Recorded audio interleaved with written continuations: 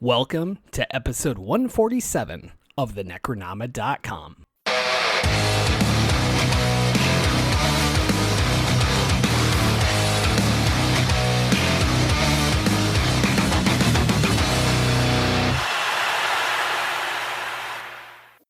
I am James Sabata, horror author, screenwriter, co-host of the podcast you're listening to right now, and I am the little pig that Don's been looking for. And I'm Don Guillory, author, historian, educator, and co-host of the podcast that you're listening to. And, this is not the sequel to Porky's that I thought it was going to be. Joining us today, we have Zachary Ashford. Zach, welcome to the show, man. Welcome. Well, thanks for having me. I love listening. So when I saw the opportunity to, it was just, it's great. So thank you. Absolutely.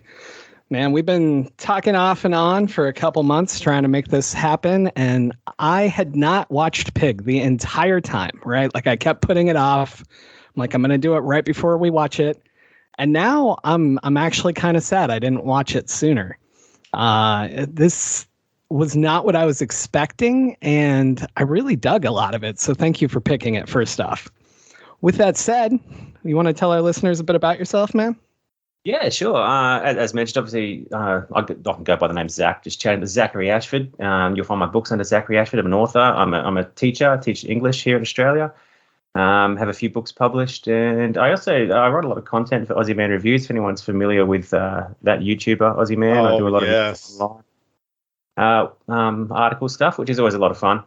And, that's basically me. I just, do what I do and try to be happy and kind and compassionate wherever I can. So. Awesome. So what made you pick Pig? It's funny because I actually watched it again last night, and the time I saw it at the cinema, I'd seen it around the time I was listening to you guys actually talk about The Lighthouse. I think, was that with, I don't know, I feel like it was with Mike Thorne, but I could be wrong. But and you were talking about, masculinity in films and toxic masculinity in there, and a couple of other recent podcasts had been talking about that. At the same time, the school I was at, we had a unit coming up, which was about toxic masculinity.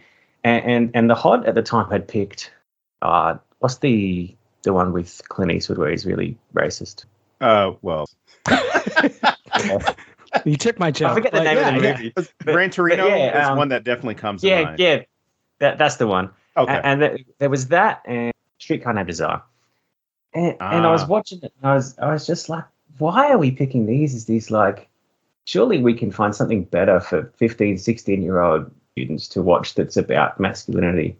And then I saw Pig at the cinema that night, and I was like, oh, my God, this is the movie. And what I thought was so interesting about it was because I have a real habit of, I'm really waffling, sorry, but I go into movies blind a lot. Like, I find trailers really spoil movies these days. Right. So this is one I'd actually watched maybe 30 seconds of the trailer, and I was like, oh, sweet, it's Nick Cage. Someone's taken his pig. It's going to be awesome. It's going to be so violent. It's going to be really toxic, basically. And it so wasn't. And it wasn't sort of till halfway through the movie, and we can talk about that a bit later, when I just went, oh, this is not that film. And I feel like it misguides you into thinking it is that. But it's actually something so much more wholesome and so much more rewarding, I think. And it could flip at any time, but it's not. And so when I saw you guys were talking about something online, I said, I'd love to see someone do this. And then obviously the rest is history. I just find it. But what's so funny is because obviously as genre fans, and which we all are, it's so not really that genre, even though it's sort of adjacent because of the Nick Cage links, of everything else. And so I went in thinking it was going to be kind of like this revenge movie. And although it's more, if it was a book, you'd call it, capital L literary text, because it sort of deconstructs a lot of that stuff. But it's a clever film. I watched it again last night before doing this, and I'm like, yeah, it's very clever. It's very good, I think. Yeah. So, I mean, you say that it kind of lends itself to making you think it's going to go that way. And I felt that way almost at the very end still. Okay. Like, there's this shot where Amirs is in his car and he's leaned back in the seat and he's just taking in everything that happened. And the camera is just stuck on the window the whole time. And Cage is just shaking his hand and said, "See you on Thursday." And it seems like everything's taken care of. And when that shot happened, I sat here waiting for Cage to bust the window open, slaughter Amir, and then head into the house. Like, that's what I thought was going to happen. And it did not. And so when you say it lends itself to that, I mean, I would argue the entire way. Yeah. It's I don't know. And I was kind of watching it again. I was like, is it like even things like there's that scene like where like, because Amir obviously, and this goes into Amir is trying to be someone else for half the film. But when he's trying to be really polite about what Nick Cage or Robin has had stolen, he's like, "It's a truffle pig." And the woman, she's just like, "Motherfuckers." It just loses it. And that's where you think, like, if this was a heist movie, all of a sudden, they'd be like clicking shotguns and loading up a truck. And it's not. It's so, the tropes of that are all there. Even the music, the way it's shot, it's all, the beats, it's all there, but it's not. It's very good. Yeah, I mean, watch this movie. Yeah. We're going to come back to a lot of this, but I think that what you're saying about being kind of the opposite of toxic masculinity in this, even though it's always an option throughout, what I like about this is every single character, at least who's male and a main character, they all suffer from it. Like, you have Amir, who's questioning if he's man enough for his dad. And you have his dad, who keeps up appearances, but then everything comes down to, I'm the alpha dog, you do what I say.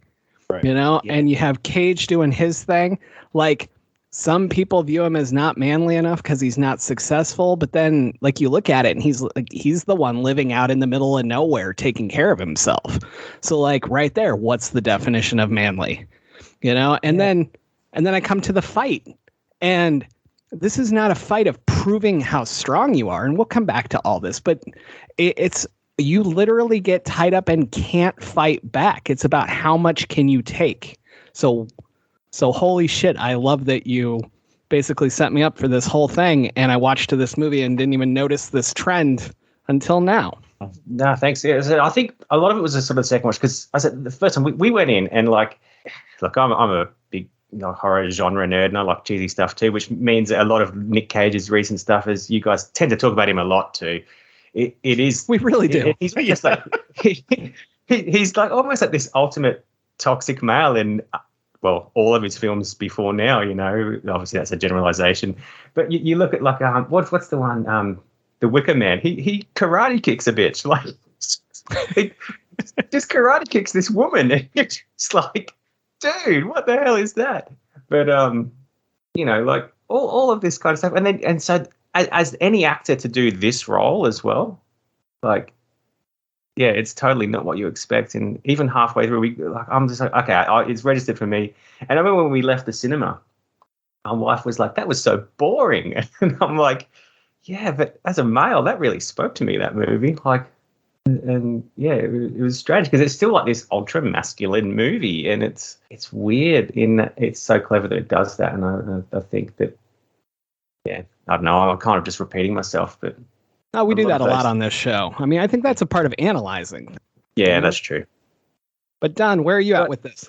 Well, I had the same kind of apprehension about it, where I was like, all right, well, when is Nick Cage gonna, go Nick Cage as he's done in some of these movies, whether we're talking about Color Out of Space or Mandy or even Wicker Man, right? But I honestly wasn't even thinking about the idea of toxic masculinity or just the determination of masculinity until just now.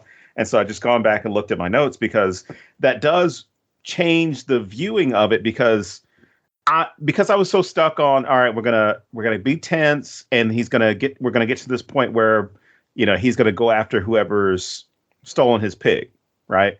So I keep expecting that to happen, and when it's done, I'm like, I was like, holy shit! Like, he made a journey to finally get some resolution, to finally get the truth about what had happened to his pig, that didn't involve him like other movies. Because I immediately wrote down John Wick when I started watching this. That didn't involve him enacting violence towards anybody. He's definitely had violence happen to him, but he didn't enact any violence towards anybody else in order to get the information that he wanted and the information that he needed, the resolution for this extended trauma that he has, one from the loss of his wife, but then also the loss of this pig that he loves.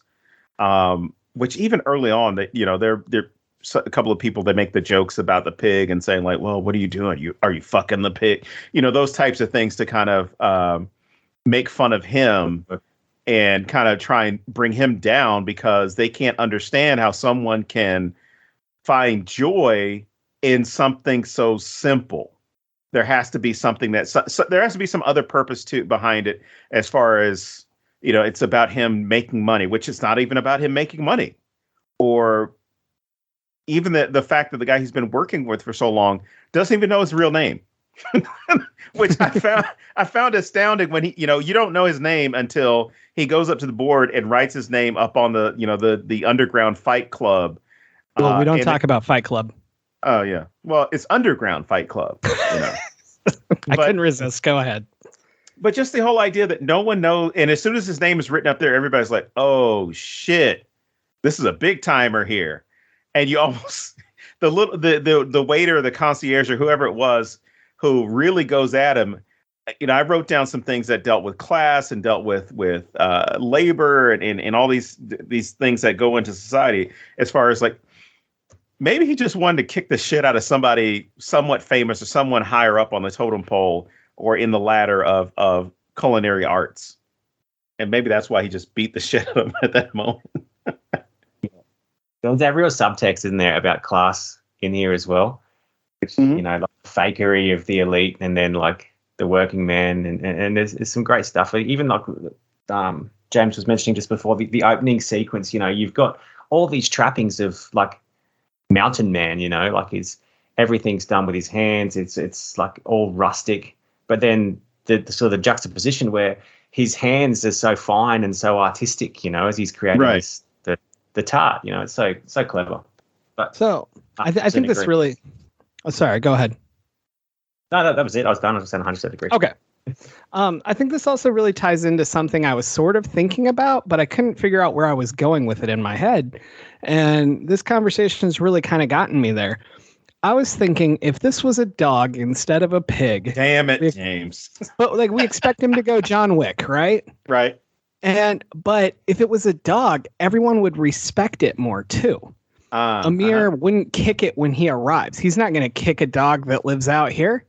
Right? He's going to look up to this thing. He's going to pet it and think, oh, it likes me, so I'm great.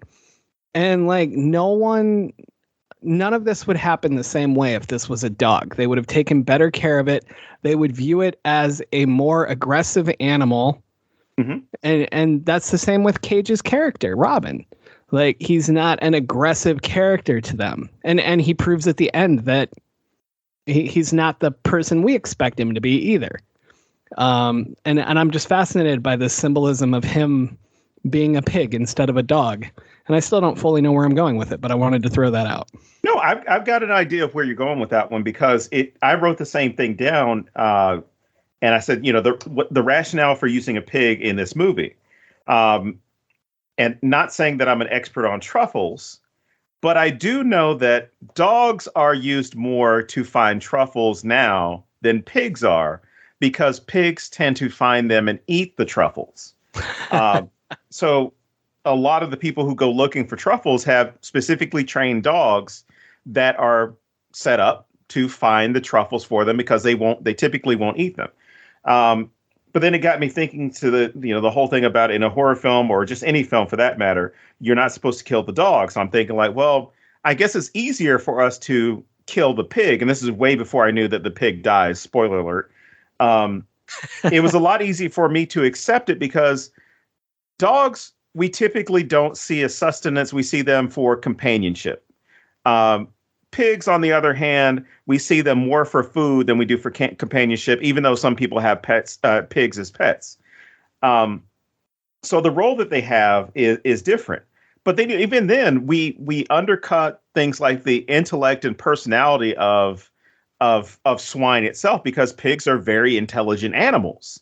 And And there's so many layers that go into this man having the pig, not as a pet, but as a companion, someone that he takes care of and somebody that takes care of him. Because even when the coyotes are howling and bellowing out in the night, he's sitting there comforting the pig and letting him know, like, no, it's okay. It's just coyotes. Come on, let's go back to bed.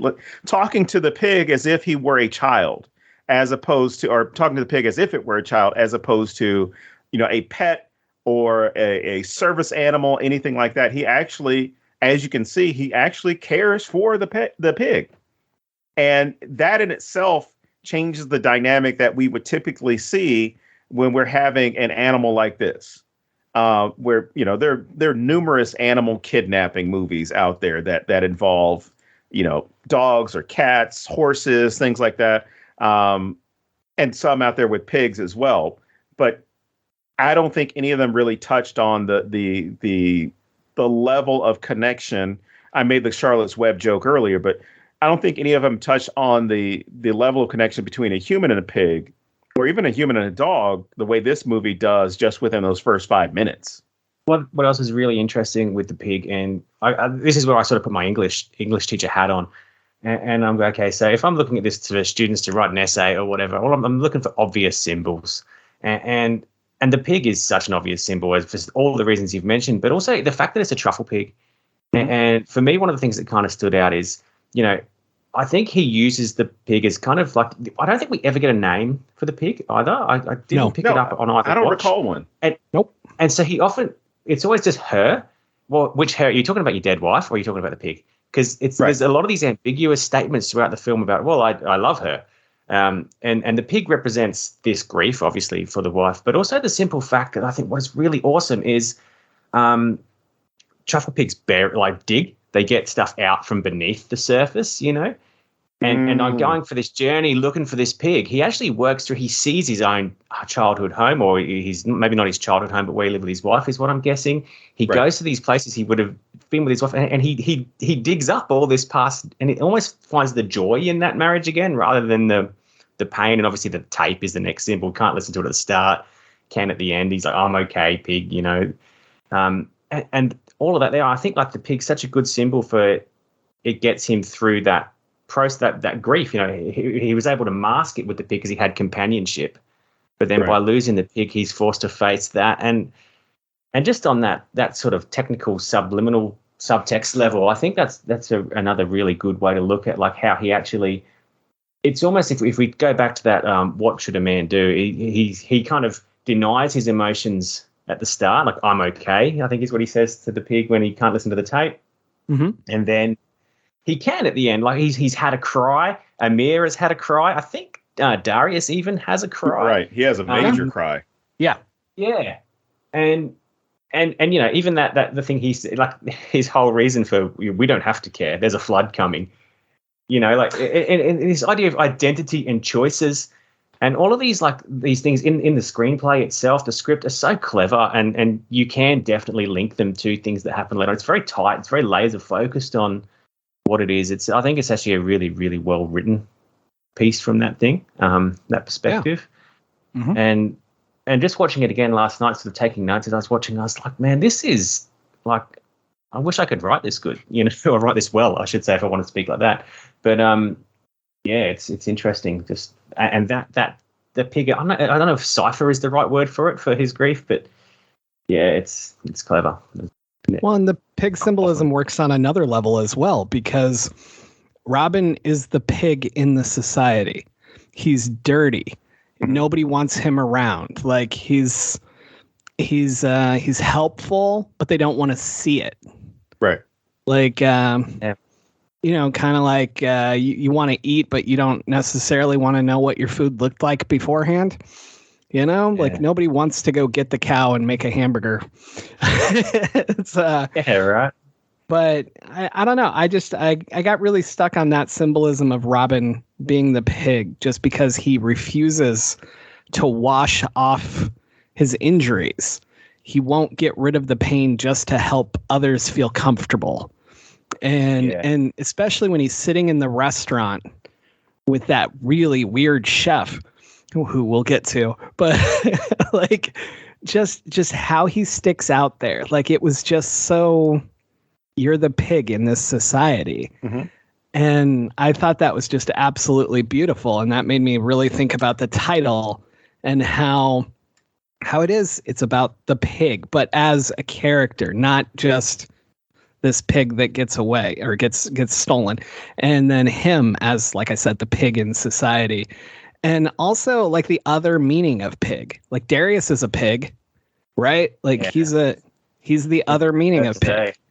And I love how all of this, it's so meticulous to work with these symbols and this word and the different meanings. And I'll straight out tell you, like, this was not the best movie I've ever seen or anything like that. You know, I have friends that worship this movie and it was pretty good to me. It wasn't great, but it's this writing, like you said, the writing for me is so much stronger than the actual overall execution. And it's this meticulous attention to symbolism, detail, characterization, and making sure every single character is all of these things, but differently.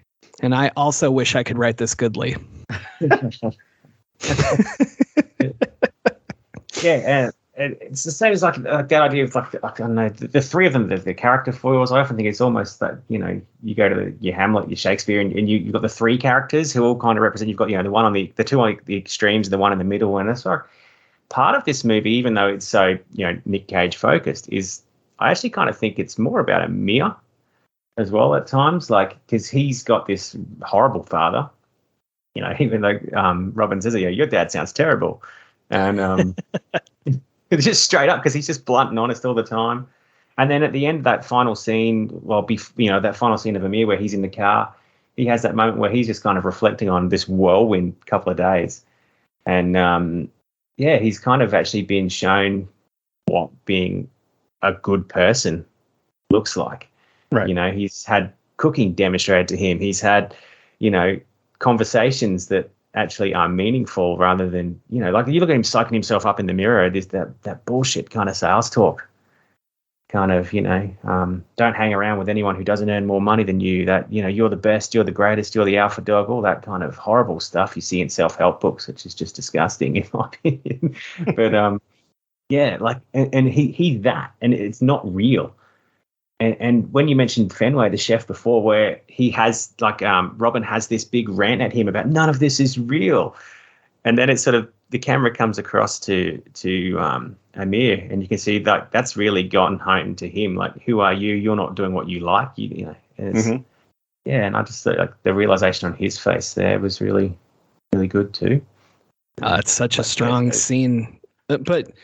To me, it's not a strong scene because of the chef or Robin. It's all Amir's reactions, like you're saying.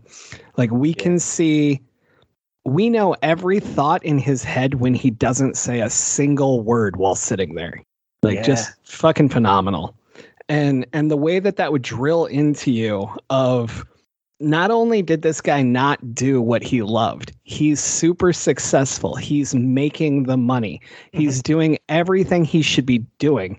And just being called out on it makes him fall apart. Like, what a thing to see up close like that for Amir. Well, it's also what we're taught in a society, right? And I'm going to speak specifically for, you know, within the United States, as far as the way you were taught, like, oh, you know, you're supposed to go from point A to point B, as far as like, these are the steps to become successful. And success is really only measured in how much money you make. And there was something I was looking at not too long ago, and it referred to how people introduce themselves here in the States. And that is, they'll introduce themselves and immediately ask somebody that they don't know, so what do you do for a living? And that's not a question that's not an innocent conversational question. That's not something where we're just going to be, you know, this is going to be a jumping off point to where we can have a conversation. That becomes a way of measuring the worth of the other person. And it determines, kind of like what Amir was saying it to himself in the mirror about who he can hang out with and who he should hang out with. It's almost the same thing as far as like, oh my God, I'm a lawyer and you're I don't know, a janitor, a garbage man, or whatever. I can't hang out with you. This is so strange. We're in different life paths, and I make a lot more money than you, and there's no reason why we should be at the same party together. When that's not true, but that's the way that we unfortunately get taught, is that your class or your vocation is now going to be what determines who you are, what worth you have, and what value you have to somebody else.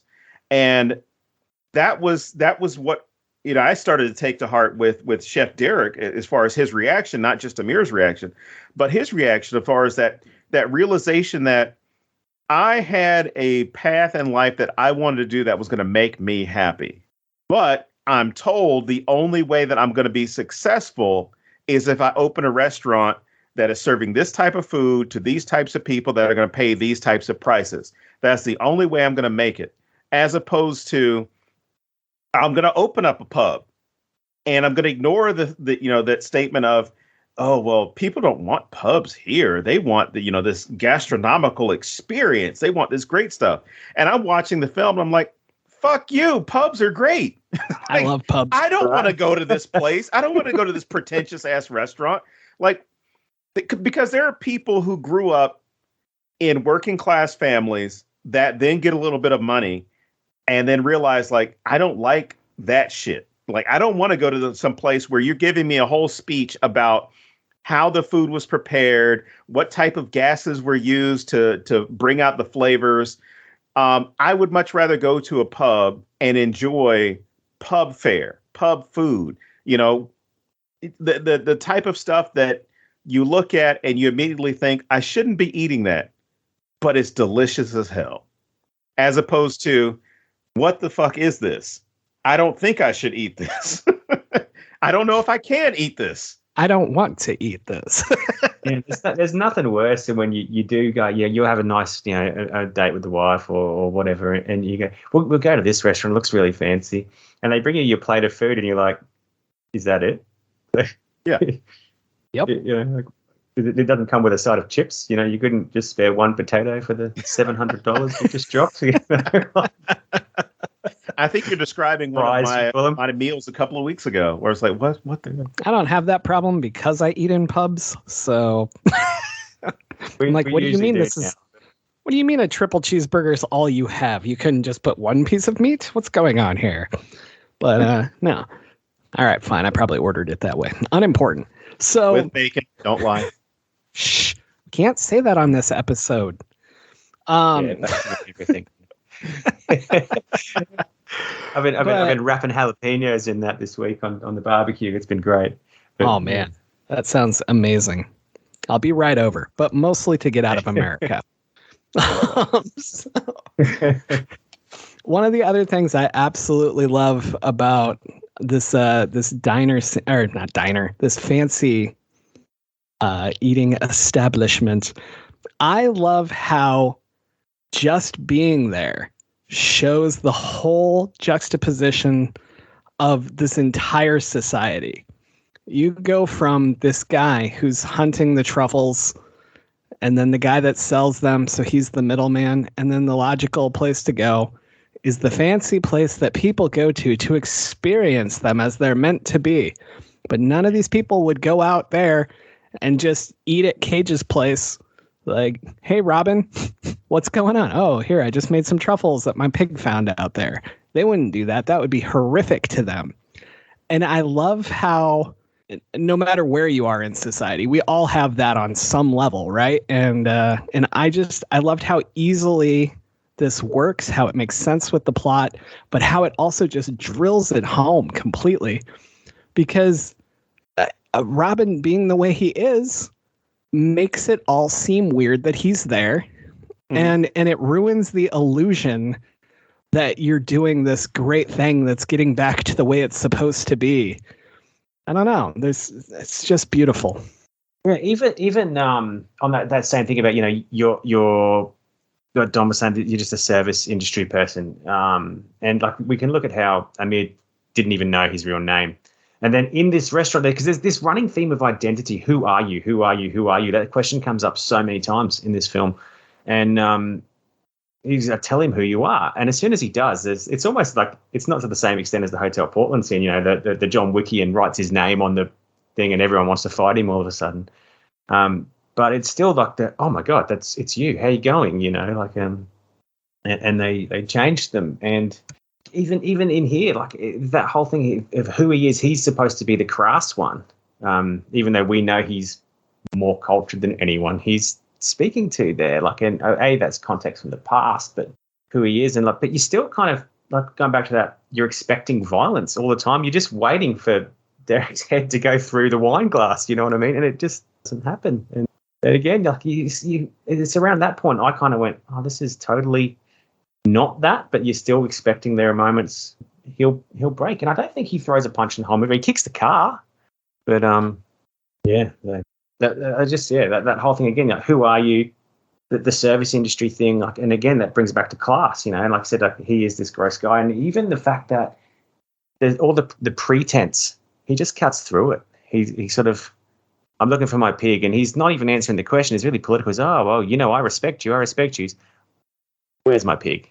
Right. Oh, well, I respect you. And then he just like goes, oh, okay, look, I'll break you. I'll emotionally break you, and then you can tell me where it is. Like, it's so strange, like in seeing it that way. And I guess when you talk about, like, you know, the fact that he does use words to cut as well instead of fists, it's still the same effect, isn't it? He's still kind of, you know, really takes people apart figuratively. Well, and I think it's interesting, like you said, I'm going to emotionally break you. And I took it as the opposite, at least in the beginning, when he says, were you like this to Darius? He says, were you like this before she died? Right. Mm-hmm. Yeah. And then Darius says, were you? Which is a very defensive response. But I'm more fascinated, like, was he trying to hurt Darius, or was he trying to connect with him? And when it comes to the meal, was he trying to hurt him, or was he trying to connect with him? Because this is, from his understanding, one of the happiest moments in their marriage. Is he appealing to that side, or is he trying to break him, as you said? And the more important question, does it matter? Yeah, both sides. And I think probably just to jump in and answer that, I think I should probably select my words more carefully. I don't actually think he's trying to break them at all. I think he does. And I think he comes from a place of total honesty. And I think he does what he thinks is right, and what he sees as cut away that pretense. What's actually there? What did you want? Are you happy? Because he's a man who is kind of post-success, if that makes sense. He's done his chef thing. He's moved out, and he's gone back to what it is that makes him happy in his life, and it's the things to care about. And he's realized that once they're gone, everything else is just a trapping of life. And I think I think it said Derek, he says we don't get many things to care about. And I think he says that. I think that's one of those key lines in there. There's even on the poster and stuff at times.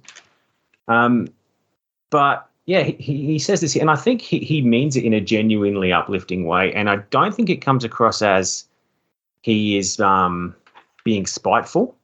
I think it's just a words hurt kind of thing, if that answers that question. But does it matter? Not really, because his ulterior motive is to get the pig back, and that's what he's trying to do. Of course, I kind of think he would do whatever. And you get that hint even when they go to the hotel, and he's like, "How do you know about this? Like this fight club?" And he's like, just looks at Amir like, "How do you think?" You know. So you get the impression that he is capable of that, but it's about choices as well, and that comes back to your identity. Who are you choosing to be? What kind of person do you want to be? Are you doing what is right by you, or are you doing what society expects of you? And I think that's a really interesting kind of choice, because this movie could have flipped completely.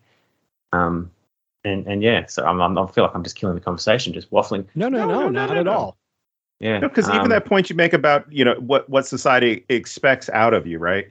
That resonates several times throughout this film, which is there is a way that you're supposed to be presentable in public. There is a way that you're supposed to interact with people, right? You know, there is this little dance to a conversation that you may have with someone. And even this whole thing about, you know, Amir's place, right? It's not even about working with his dad or working with his dad's company or what. It's about being his own man, right? And this is the way that he's going to be his own man. I'm going to go ahead and have this hookup with this guy with truffles and sell them to these restaurants, sell them to these chefs, and make my own way to then get respected by my father. Which there's so many issues going on here. But even with his mother in the hospice, that it surprised me. But then after the fact, I was like, okay, I get it. I get what's going on here. It's this idea of not knowing what to do, right? So he's talking to his mom from the other side of the door while she's, I'm assuming, comatose and in a vegetative state because they have her on a trach tube, and there is no response from her. There appears to be no movement from her in the room, but just this idea of this is how he's going to carve his own path out in the world, because that's what you were, at least within, U.S. circles, that's what you're supposed to do. You're supposed to, you don't live at home when you become an adult. You're supposed to go out and make something of yourself. If you're a man, it's okay if the daughter stays home, but God forbid the son stays home and works under the roof. Or, there are just so many things that this tackles. Well, I'll let you continue, Jay, because I knew you were going to say something. No, I was actually fascinated by this. I don't have anything to add right now. Zach, do you have anything you want to add right here? Or? No, I think it just hits it on the head. I mean, and this, like you said, there's so much it tackles. You can expand these characters out and go, well, you stand for, this class of people. You stand for this class of people. You stand, and that's what I love about like sort of breaking down text or like and listening to you guys and people doing that. Like, there's just interpreting things that are there, but sometimes you have to, add a little bit more.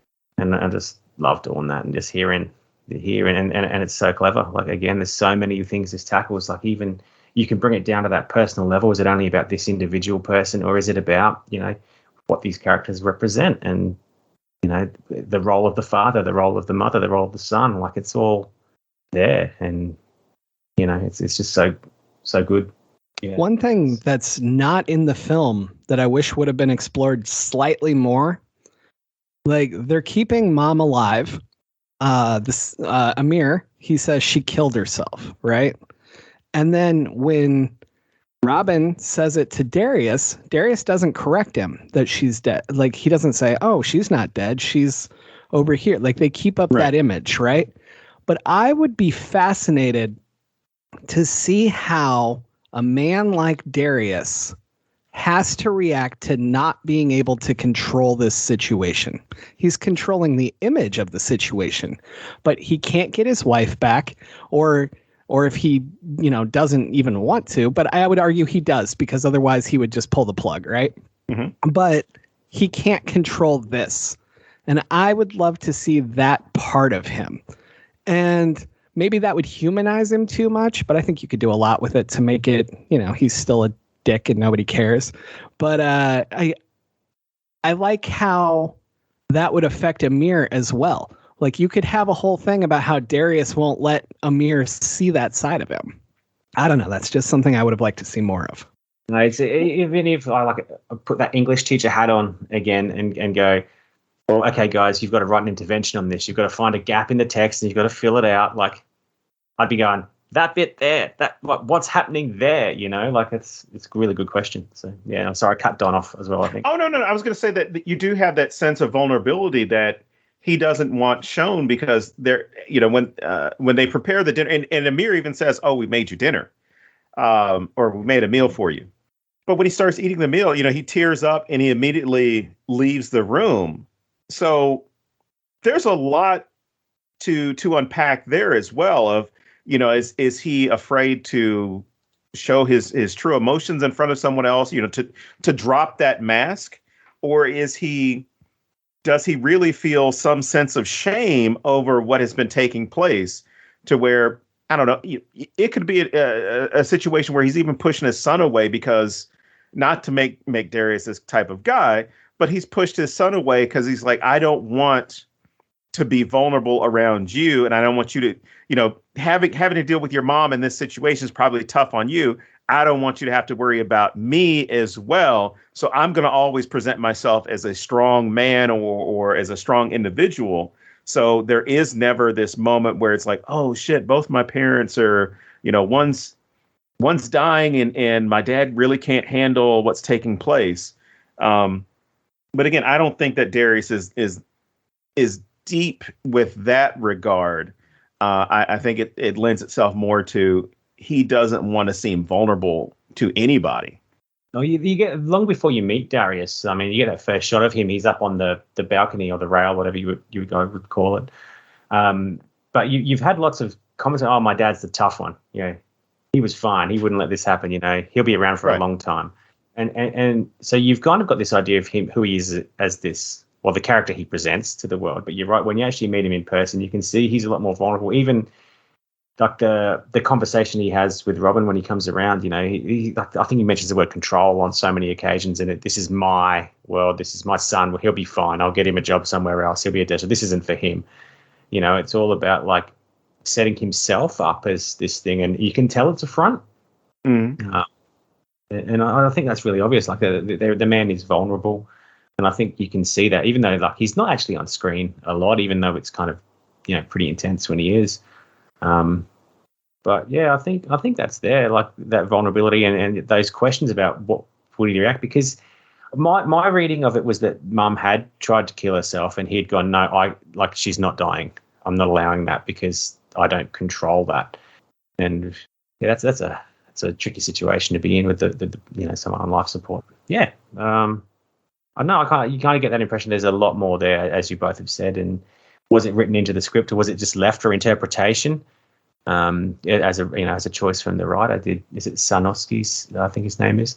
When he wrote that, did he go, well, the people will read into this what they will. They'll either see him as this really one-dimensional controlling figure, or they might actually read between the lines and say, you know what, there's probably a lot of subtext here into why he's making these choices. But yeah, well, and actors add a lot of that too by how they portray what's in the script, as well as how they react to others speaking, or just how they carry themselves.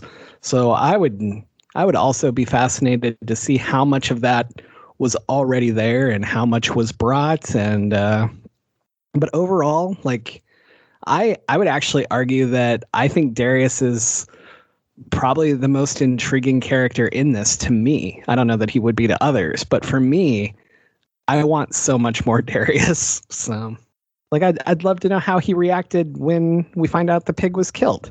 Like, he breaks down and tells us the pig was killed, but how did he react when he found out? Like, another thing he couldn't control because people fucked it up. That's the kind of stuff that I would love to see. Yeah, and like, I don't think he stole that pig out of a spite. He stole that pig because he wanted to make that money, stop his son, having that aspect there, those kind of things. So, yeah, he's an intriguing character for sure. I mean, you could even go as far as to wonder, did he steal the pig so that his son could not be as successful without him? Like, you're getting to a point where you're doing good. I can't have that. I need you reliant on me. Well, because once the son has flown the coop, what's he got left? Yeah. It's and it's, and like I said, it's certainly not the greatest film ever, and it can be slow, and I think it's really good for an analysis of, but it's not the kind of movie your friends go, what are we going to watch? Oh, let's chuck on Pig. We'll all have a blast. We'll all go home seriously depressed, but yeah, so like it's just these talking points from it, and that was one of the, because originally I was like, oh, it's not genre, I don't like an idiot suggesting this film, but no, I think there's a lot that's very in these characters and in that, and that's what I said before. I think so much of this, realistically, I think if this was a novel, for example, I actually think like it would be Amir telling the story about this strange mountain man he met and how he told, it'd be a Bildungsroman, you know what I mean? How he learned that the world was not the way his dad said it was. It'd be really interesting to. I would love that. I would love to see this whole thing from Amir's point of view. That's kind of fascinating, because even like what Amir might have been thinking in the kitchen when they're cooking, Like, I don't know for sure, but Darius strikes me as the kind of guy who's like, women belong in the kitchen. And instead, there's two men in there. One of them arguably way more manly than you'll ever be because he's been out in the woods living on his own, right? And they're in there cooking, and not just anything. They're making a very fancy meal. And I think right there, he would have always looked down on Robin for having, again, this is my opinion, I don't know about Darius, but I would think Darius would think this is a woman's job. And so he would just view him as less manly to begin with. But I'd love to know what Amir was thinking in the kitchen, and if any of that was like, what would my dad do if he saw me in here, or whatever, you know? It was for me one of those moments that really made me kind of click and go, look, this is the masculinity you can have if you want it, which is Darius, and you can continue this patriarchal, system that we've had for a long time, or we can have this, this man who's not scared to feel, this man who will teach others, who will cut to the heart of things, and even just that lesson he gives. I think Darius would not like the fact that it was another man teaching his son how to do something so awesome. I feel like he would be, well, hang on, why are you? That's my job to teach my son this stuff, and I've obviously failed in that because he burns breakfast. But I can pay someone to teach you. There you go. Yeah, exactly. And I think that was one of the moments I was like, when you're given those character foils, you've got Amir in the middle, and you've got Darius and Robin are just looking directly opposite each other. You make your T-bar chart and just, oh look, these guys are pretty much two sides of the same coin, and only one's at a really crass level of this is what we should have, this is what we shouldn't have, and I think it really shows what the better option is there. And that's why I thought it was really interesting, especially going back to that idea of like Gran Torino being picked as the movie. I'm like what is there to I'm really talking that one in thick terms, but so hang on, he shows he does the right thing by killing people and getting himself shot, then falling in a Jesus Christ pose at the end. It's very American, but and then there's Mountain Man. I don't know whereabouts. It's like Portland. I don't know what mountains they are there. I'm not geographically knowledgeable enough about the area. But the fact that he comes in from the forest and everything from that we take back to that pure, almost kind of all the trappings of traditional rustic manliness are there. But he's also, as we said, he's not just making bacon and eggs. He's making a rustic tart. So there's culture there as well, and I think he's got that balance, and it's almost like, oh, look, here's Superman, compared to Darius, even though he doesn't have the pretense. And I think that's like a valuable kind of thing about, that capitalism, that elitist side of things. You look at the car, even Amir's car is beat up by the end. It looks more like Robin than it does Darius, whereas at the start it's this, obviously because Robin's kicked the crap out of it. Well, and if you really think about the symbolism of the car as a whole, I don't think we get this shot, but one half is Robin beaten down, and one half is nice and shiny and perfect. So, I mean, you really get your symbolism there too for Amir. Like, Amir is literally between the two sides of the car. Yeah. Maybe I'm going too far. Maybe it's the English major in me, but I find that beautiful. You're not going too far at all, because I was looking at it from a different angle. Well, I guess not too much of a different angle, but the whole idea of car culture and cars being tied to masculinity, and the idea that a certain car makes you more of a man. And I mean, this is going back to Amir's choice in this, because I find it odd that when Robin is kicking the car, he doesn't say, "Hey man, what are you doing to my car? What are you doing to the car?" He says, the Camaro. I'm like, yeah. Everyone watching knows that says Camaro. Why are you not saying my car? But I think it was a good use of at least his understanding of the car as a status symbol. One with dealing with the type of class or income that he has, because obviously it's been customized. But then also the the way it represents him as a man. Because even when it comes to Robin, like at one point you see him walking once his truck breaks down, it's a great scene because he's just walking in the middle of the right-hand lane as he's trying to go, to the diner to call someone or to call Amir eventually.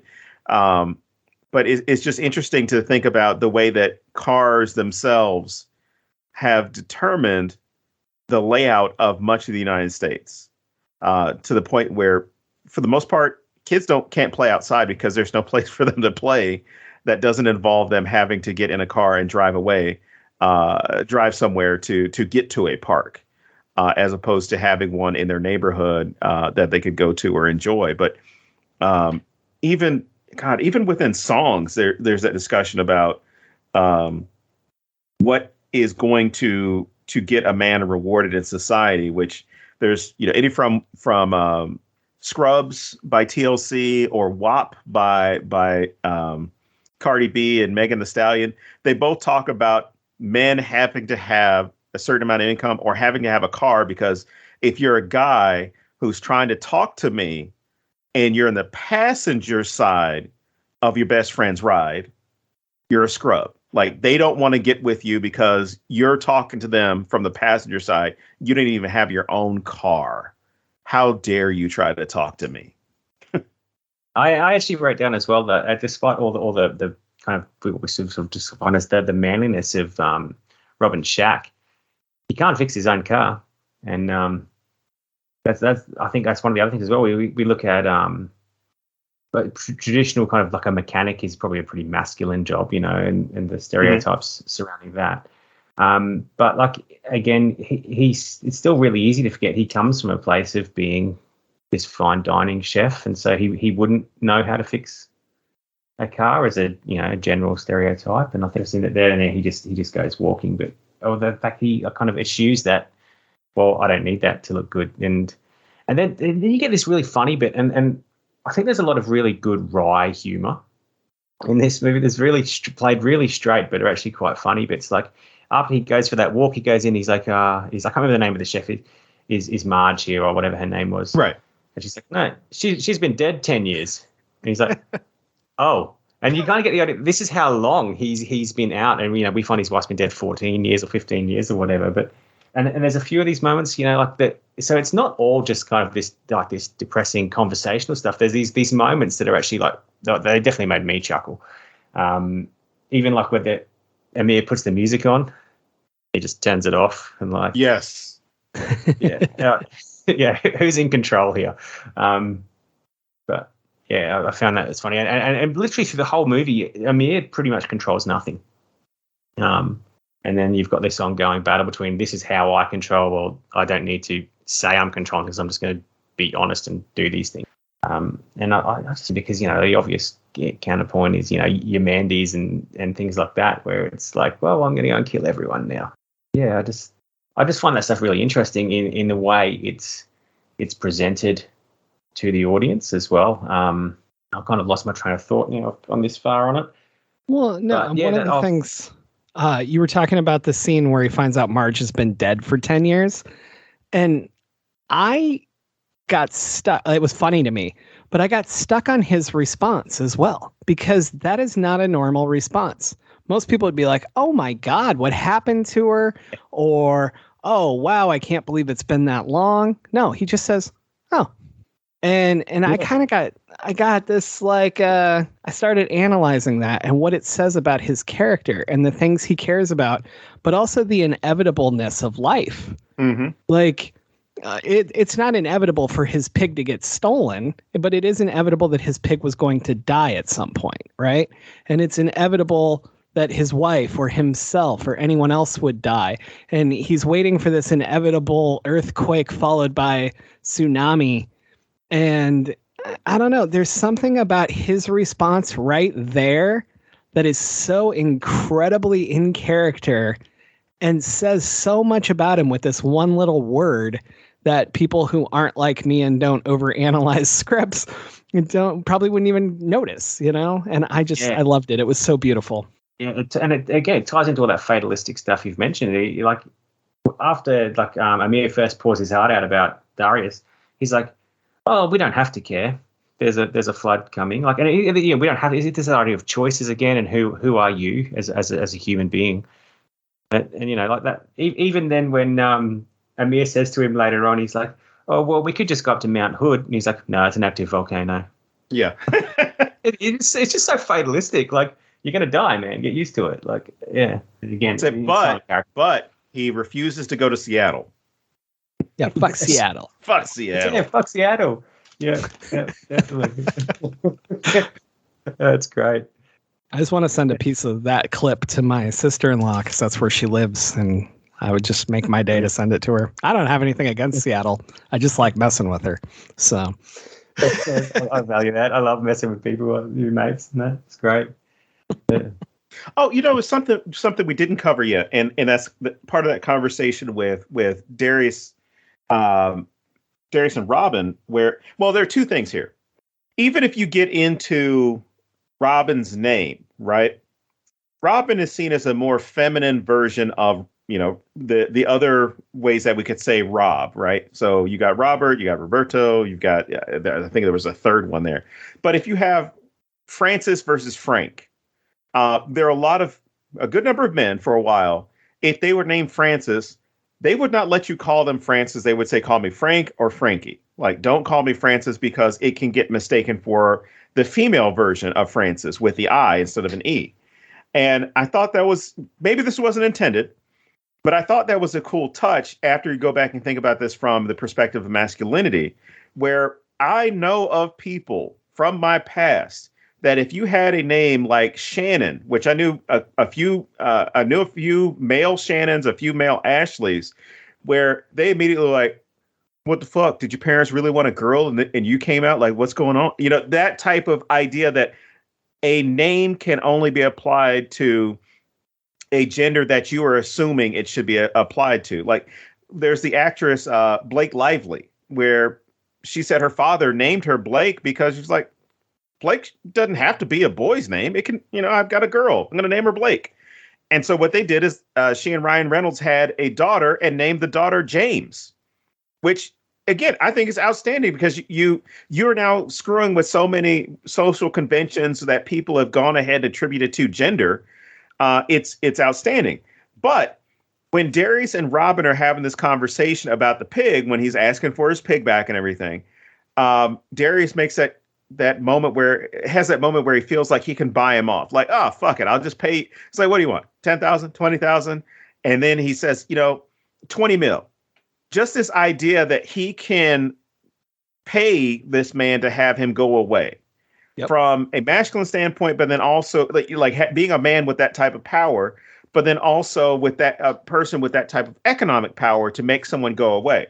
In addition to that, he tells him, like, you don't have a choice. Like, I'm going there. You're going to find $25,000 in cash at your shack. I think he called it a shack, or he referred to it in some insulting way. So you're going to find $25,000, and I don't want to see you ever again. But I wrote down when I was going through this part where Darius is like, "Okay, 15, 20, 20,000. How about 20 mil?" And I'm thinking to myself, like, you know what? Fuck that pig. I'll take the $20 million. Yeah, right. But then I realized, like, oh shit, he's not serious about the 20 mil, because I would have taken the 20 mil. I could have gotten another pig.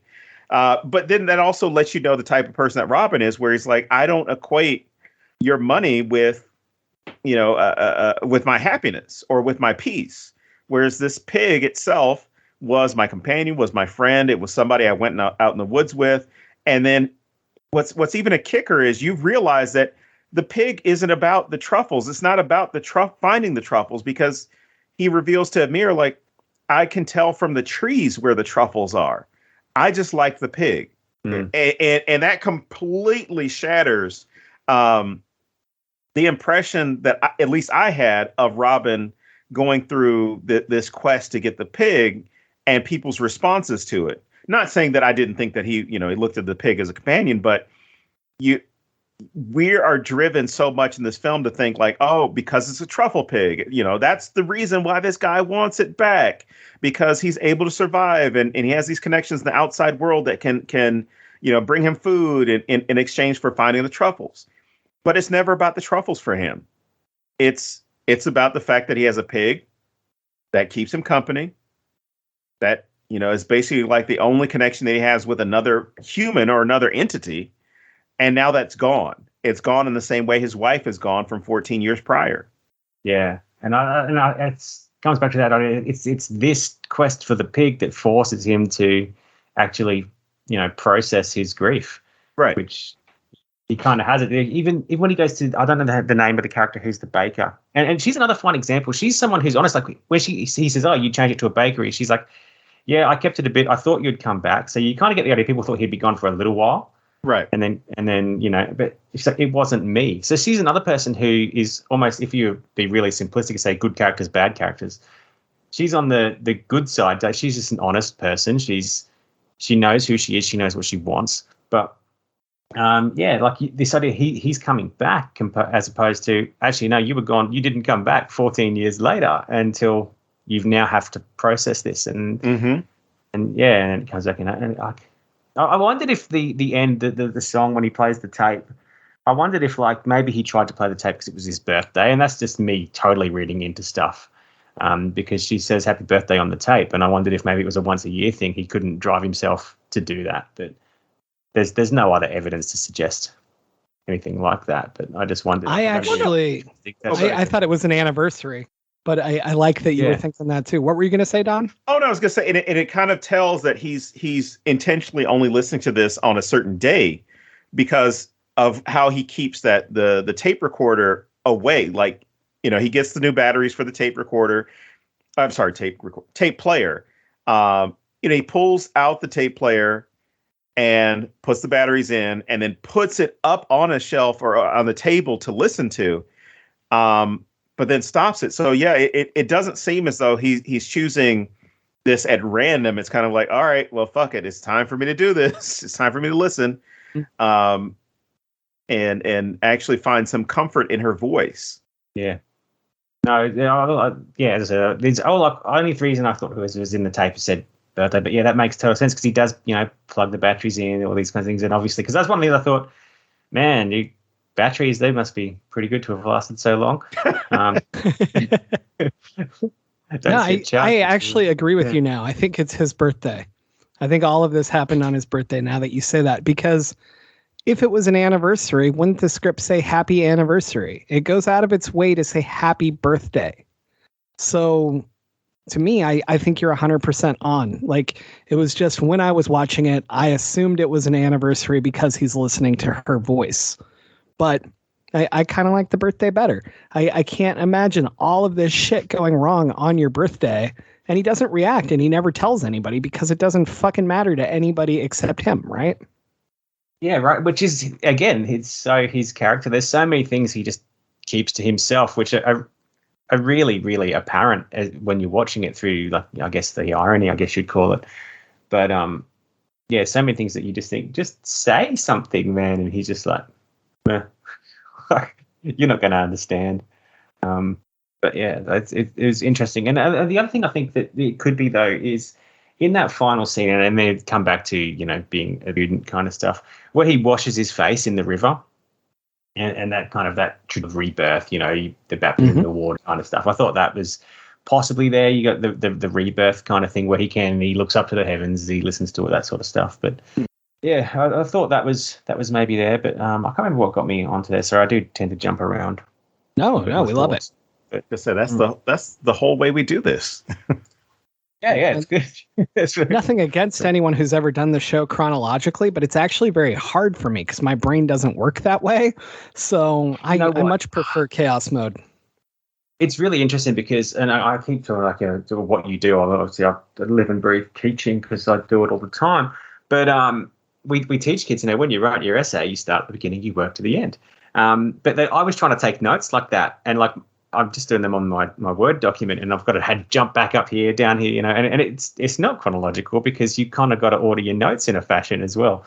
But but that was it. And yeah, that was what I thought there. Yeah, but so jumping around like that, I can't remember what got us onto the idea of birthday. The pig being the symbol for the wife, and then helping him process that grief is where we're coming from, and the amount of time he was gone. And I've just, I don't know if you want to go back to a previous point or whatever, but no, I mean, I think that the washing his face in the river also goes to the birthday. Like, there is that whole feeling of, like, this was your trip around the sun and you're doing it again, like it's always the restarting point. And so I think that heavily plays in as well. I think that's great.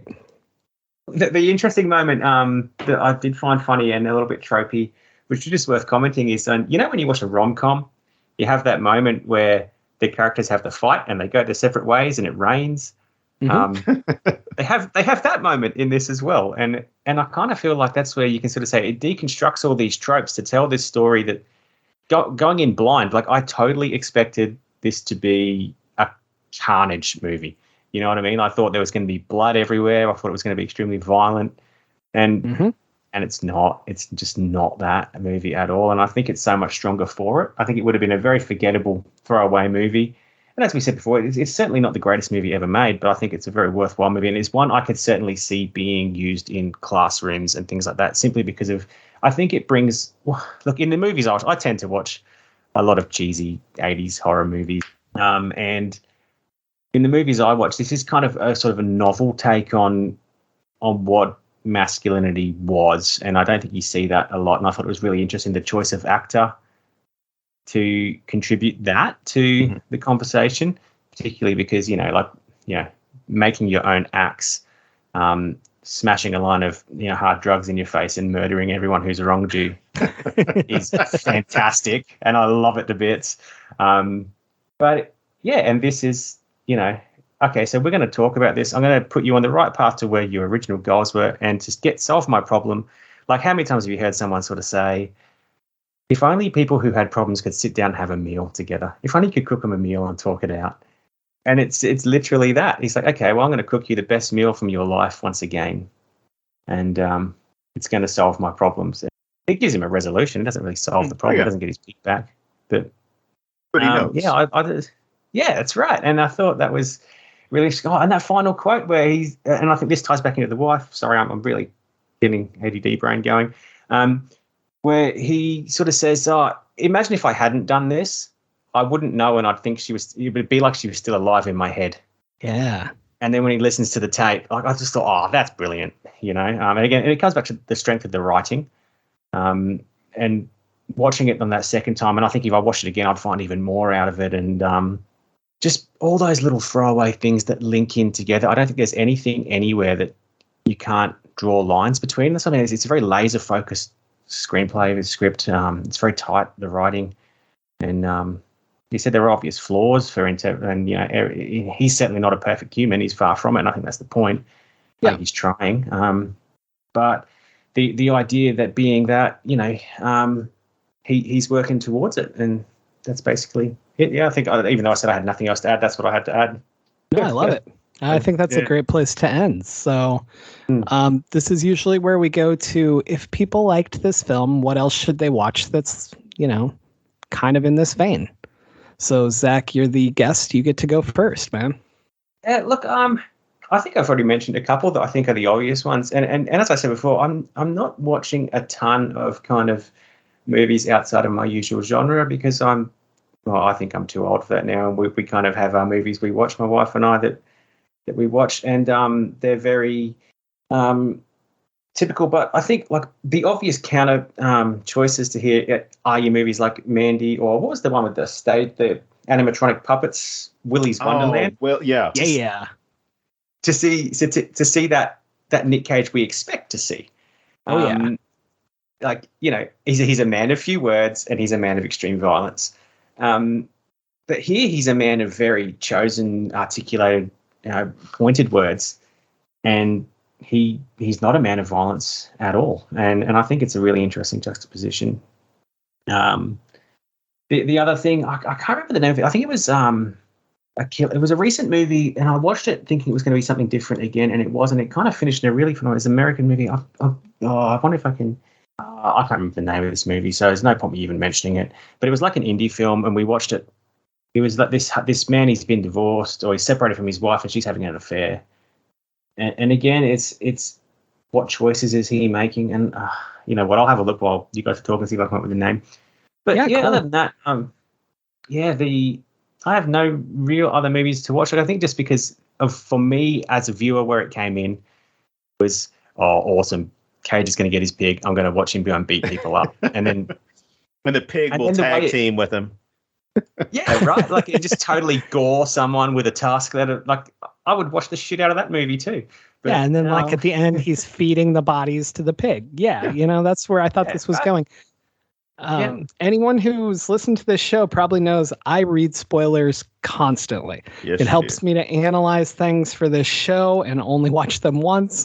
And I don't know, I'm just not a normal person when it comes to movies, and the writing itself fascinates me more.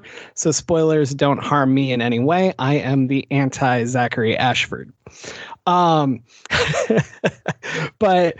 I didn't read spoilers for this because I was like, it's Nick Cage. He loses his pig. He goes and hunts people. What the fuck do I need spoilers for? And for once, I'm thankful. So I had to throw that out to make Don happy that I'm saying on record that I'm happy I didn't read spoilers for once. With that said, I'm about to make Don super pissed off with my choice for a double feature. Oh, shit. Maybe you won't. Maybe you won't. Key and Peele, baby. Keanu. God, I didn't even think about that movie. Yes. They go and try to find their cat. But it's not a revenge thriller. I mean, there's revenge stuff in it. But it's a comedy and still very heartfelt, looking for their little kitty and going through a bunch of crazy shit along the way. I think this would be such a fun double feature together. I would absolutely love that.